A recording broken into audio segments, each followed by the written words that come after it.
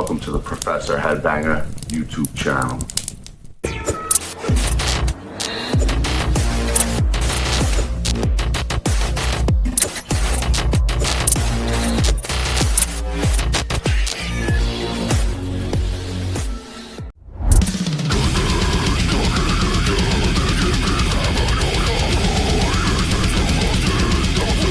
What got you into tattooing? And how did your journey as a professional tattooist begin? Well, basically, I started tattooing because I just felt like that was the right move. I was a graffiti artist. I was always heavily involved with art growing up. Yeah, that was it. I just took a leap, started hustling, got my equipment. I got lucky. There's a couple of people that helped me out a lot.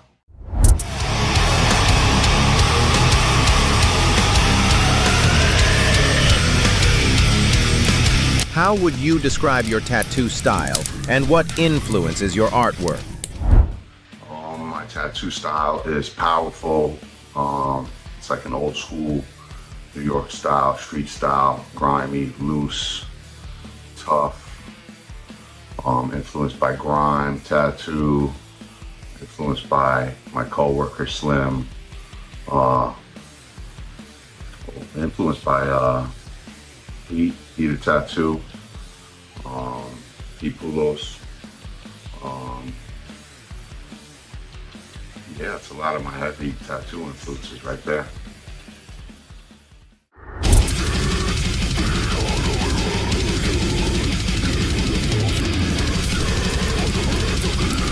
Does your involvement in brutal death metal shape your tattoo work in any way? Not really. I was into artwork and doing artwork before I was even into death metal, and it doesn't really overpower my work. I do a lot of kind of grimy, scary tattoos, a lot of skulls, but it's not a death metal style. It's more of an illustrated style across the board, I would say. My style really is.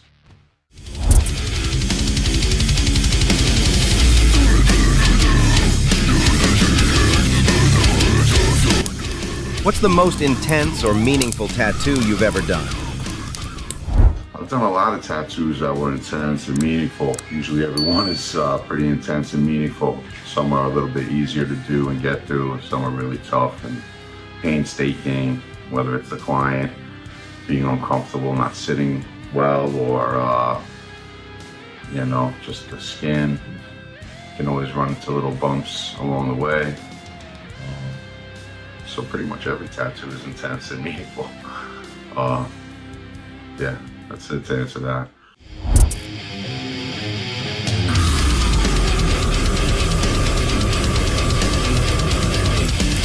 How do you approach a client's custom design?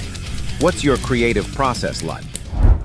Well, people come to me with a lot of custom stuff. That's usually what I do. I have an illustrative style, so I kind of cover all bases broadly. So what I kind of do is I get their input, I kick it around, I show them what I could do, because a lot of times clients come in with, you know, pictures off the internet, tattoos I didn't do or somebody else did. They want me to recreate, copy, redraw, reimagine, and that's when I work best, is when I'm given a task. I like to chop it up, show them some references, give them a little rough thumbnail sketch of what I think that would work best. And usually they're on board, they trust me. I'm tattooing usually one of their friends, or, you know, a word of mouth reference got them into my shop, so they trust me. You know, I've been doing it a while, regardless of what people personally think about my style or what I do. I try to stay busy, I do a good job, and I treat people good. So I give them a good product. I make sure I don't jump through hoops. You know what I'm saying? But I try to do the best possible product for a customer. You know, I give them references, thumbnails, anything I gotta do to make sure that they're comfortable.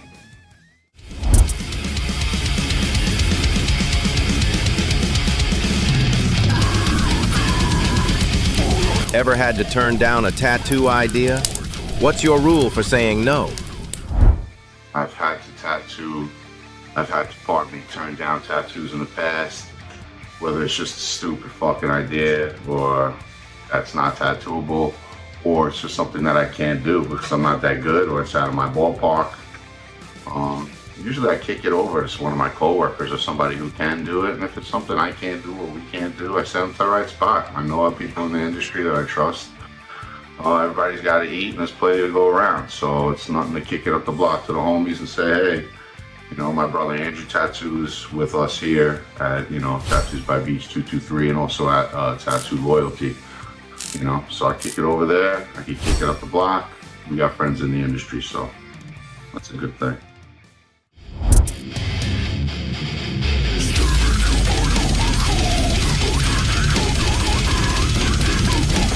What keeps you sharp in this evolving tattoo scene?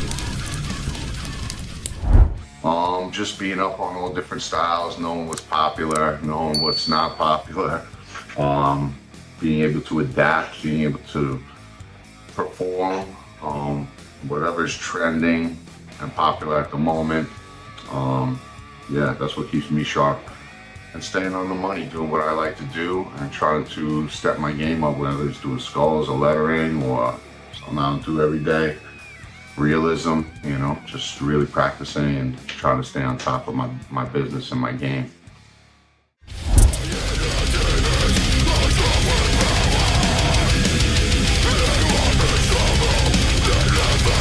How did your brutal death metal band come together, and how did you end up as the vocalist? Well, I used to hang out with a bunch of guys in my neighborhood that were in bands. I was always around guys who were in bands. Whether it was the Gallows, they're an agnostic front, they're from my neighborhood. They were always inspiring me in bands, playing all the time.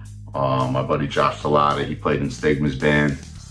And then the guys who were in my band, the death metal guys, you know, they were in other bands. You know, before I got, you know, involved with them, I would hang around and I just thought I could do this. It was fun. And then I took a stab at becoming a vocalist. When Cerebral Hemorrhage broke up, I basically jumped in, reformed a new band, and that became Tomorrow's Victim. And that's one of the bands that I played with locally that got, you know, a little buzz, shaking it up with some pretty good reactions, some brutal sounds. You can check that out on Spotify, Tomorrow's Victim. I was also in another, not a death metal band, but a hardcore band called Punch Your Face. It's a New York hardcore band, had a lot of fun, really crazy stuff. Bill from Eternal Bleeding was drumming for us. My boy J Lo, he was the other vocalist, and they're still playing, they're playing again. You know, he was the vocalist for the Onward to Mecca Internal Bleeding album, which is super brutal, underrated fucking album. One of my favorites, probably my favorite Internal Bleeding album, I gotta say, no lie, truth be told. Yeah, that's how I got into the vocalist game, and then I just kept at it, you know. Since I've been 19, I'm 45 now, I've been in a ton of bands, done a bunch of recordings, you guys vocal spots. You know, I was in another band for a while called 13 Bloodlines, which changed over to Violence Perfected. I believe you could find that on YouTube now too. And a whole bunch of, you know, my friends' hardcore bands that did guest spots. You could look it all up. It's all over the internet. So do some research and you'll be able to find some gems that I was involved with. But that's how I became the vocalist, just hanging around. I figured I could do it, tried it out, and here I am. That's what got me in Pyrexia too. You know, I was in Tomorrow's Victim. Did a bunch of shows. Unfortunately, they had lost their vocalist at the time. They brought me in to do some demo work on a new song. They liked me, and they were like, yo, you want the gig? And I was happy to take it because big fan of Pyrexia. Hatred, Anger, Disgust was pretty much one of my pivotal moments in listening to heavy music. And I'm honored to be part of the band now. I'm part of the legacy and putting out good product with them, my brothers, Pyrexia. So check it out. We got a new album dropping very soon. I'm not going to give you all the details on it, but it's the re-recording of the album, which is the album that I got in the band. We're retitling it Unholy, and it'll be out soon. Keep your eyes and ears peeled on that.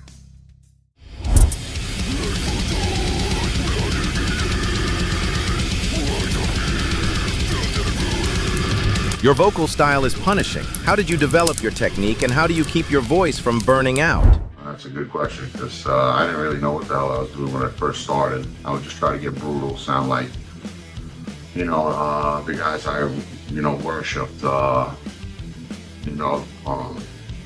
Frank from Suffo, Obi Flat from Pathology. These are the guys that kind of really helped shape my style and my sound where I'm at right now.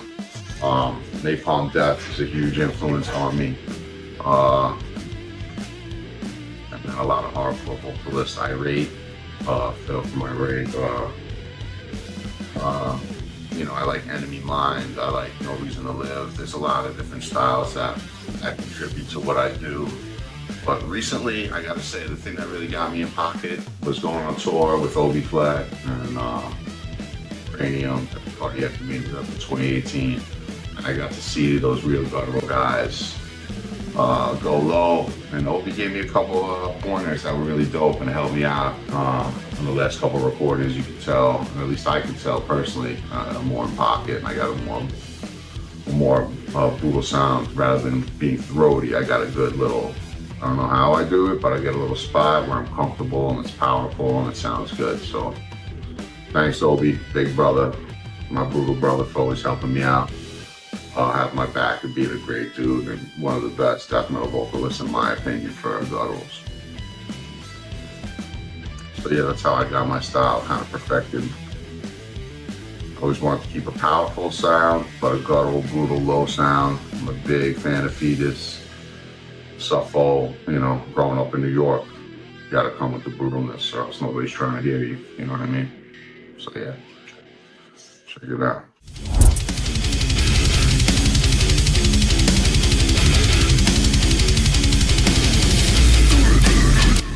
What lyrical themes do you explore in your music?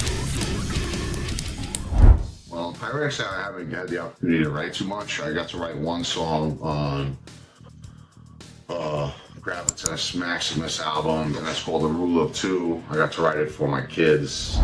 They're Star Wars fans. I'm a big Star Wars nerd, so some of the guys in the band, like Ronnie is, Chris is. So, I wanted to write that, pay homage to my family, my kids, and also to being a colossal Star Wars dork.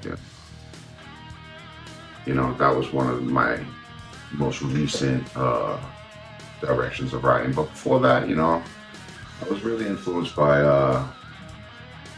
just like bad times, man.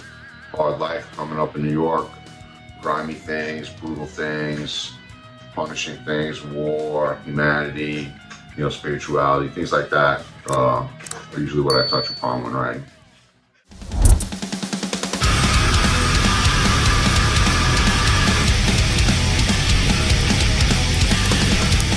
Most chaotic or unforgettable live performance go?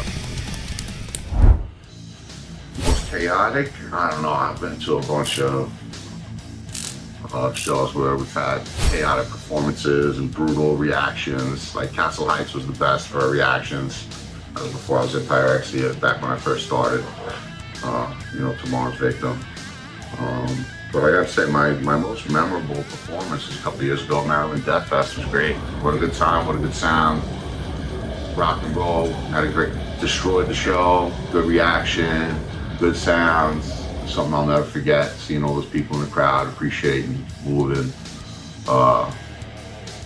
Yeah, that was a good time. And then I had the Irish goodbye out of there because my wife had to work the next day, so I had to fly home. Literally Irish goodbye right off the stage. Drove back from Maryland to Long Island so my wife can get to work on time. I made it with about 15 minutes to spare, so that's one of the most memorable in the past couple of years.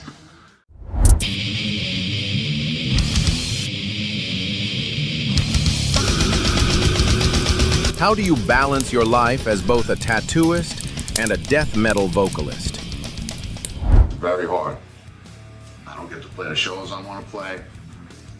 The band's constantly touring. We have big shows, tours in Europe, and other things popping up soon. I don't want to spill the beans, but luckily for me, to be able to continue doing this, I have a huge hookup and help as far as my brother goes, Jordan. My man Jordan, aka the Mama Luke. He's my backup. He does the touring when I can't go. He does a great job. He's a good dude. He sounds great. And that's it. So that's really a big help for me. Because I really just can't do it anymore. I'm tattooing full time. I get to do a couple performances here and there when it's local, something I could drive out to, something they could fly me out to, a weekend show, a couple dates here and there. But as far as like big touring, I haven't been able to do it in a while because of my family. I've got a couple kids, got 4 kids. I got the business. And that's where I belong, you know, rocking and rolling. But I try to give it my all with the band as far as recording goes. And when you come see me, when I'm fronting the band, you're gonna get a 10 out of 10, 100% of the time. I'm gonna bring that craziness. I'm gonna bring that energy. I'm gonna bring that punch that I injected in the band when I joined. And that's when we got our best chemistry. And Jordan is part of that. He brings that punch, he brings that camaraderie, he brings that energy, and he helps us out tremendously. Without him, we couldn't do it. We've had people try to, you know, help us out in the past. I haven't really just worked out. But Jordan's the man. Jordan's been doing it, and hats off to my man. Appreciate you, brother. He's also the drummer for Burrito Bowel. You should check them out, Burrito Bowel. Up and coming band, super dope. Check them out. Coming to a city near you.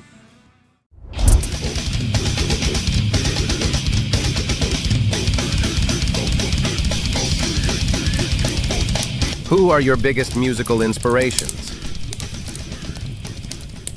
My biggest musical inspirations? I don't know, I got a bunch.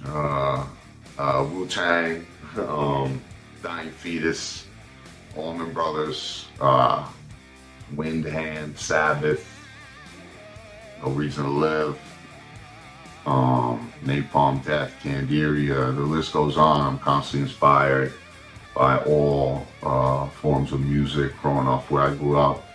You know, everybody listened to everything. I listened to a lot of hardcore, listened to a lot of death metal, rock and roll, hip hop, DJ music. You know, it's all one and the same. As long as it gets you in the right zone, it all influences me. But specifically, Fetus, Suffolk, as far as death metal goes, that's my main influences, man. First Candiria record and the demo, super influence. Napalm Death, super big influence. Hatred, Anger, Disgust, super big influence, you know. Yeah, I gotta say, Irate. Irate in New York is one of the most underrated bands ever. Super brutal hardcore band, touching upon death metal notes, but really brought a violent crowd. They were a really big influence on me early. You know, and then, you know, Biohazard was a big influence on me, seeing them, you know, go crazy, you know. Yeah, man, that's a lot of my influences right there.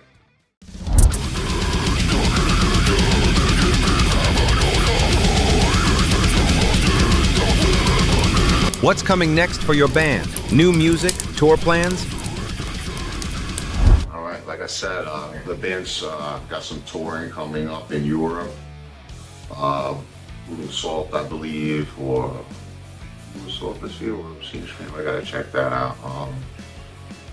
You know, some North American dates. We're playing at the end of the month in Syracuse. Salt City Fest up in Syracuse, I believe. We're playing the 17th, which is Saturday. That's the heavy metal day. The day before is the hardcore day, Friday. Chromags are playing. On the death metal day that we're playing, Mortician, Vomit Forth, Sully, Grind, us. Yeah, it's gonna be a sick one. Oh, Ringworm too. It's one of my favorite bands. Ringworm. It's gonna be fucking sick to see them and play with them. Yeah. We got that coming up, touring. Like I said, re-recorded Unholy. That's coming out. I'm constantly tattooing. You come see my shop here on Long Island, 223 Hempstead Turnpike in West Hempstead. Tattoos by Beach at 223. Yeah, that's what I got coming up. Working hard this year. Whatever shows I can hit up this year, I'm gonna be there. Keep your ears out. We're going to Europe. check the boys out, buy some stuff, you know, buy some merch, say what's up. I'm gonna have some prints, some limited merch that I make. I always make a little one-off merch that you can get at the shows that I play. So come see me, come say hi, sign an autograph, take a picture, do a little graffiti piece, whatever it is. Come say what's up. When you see us on tour, when we play a show near you.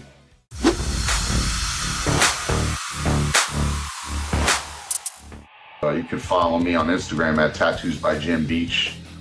That's my personal account. You can see my recent works, what I'm doing tattoo-wise there. You can follow the hashtag 223TAT223 tattoo. And that's me and the crew. You can see all of our work besides mine. My associates, hit us up if you want to contact us and get tattooed. You can book through that. And you can find all the music, you know, the bands I've been involved with, Tomorrow's Victim, you know, Pyrexia, obviously, Punch Your Face, Violence Perfected, and a bunch of the guest appearances I've done are online too. Everything's on Spotify, YouTube, and you can go to the link on Spotify, purchase the Pyrexia albums, purchase a new one coming out, check out the tour dates. You can check out when we're coming to a city near you. You can check out the records because you want to get that Pyrexia vinyl because they're hard to get, I'll tell you that. And that's really it. You know, I want to thank everybody here for the support, for supporting the tattoos, for supporting the metal scene, for supporting Professor Headbanger channel. You know what I'm saying? Appreciate you guys, and stay up. I'll see you soon. Peace. Thank you for watching the video. Stay true, stay metal. See you next time.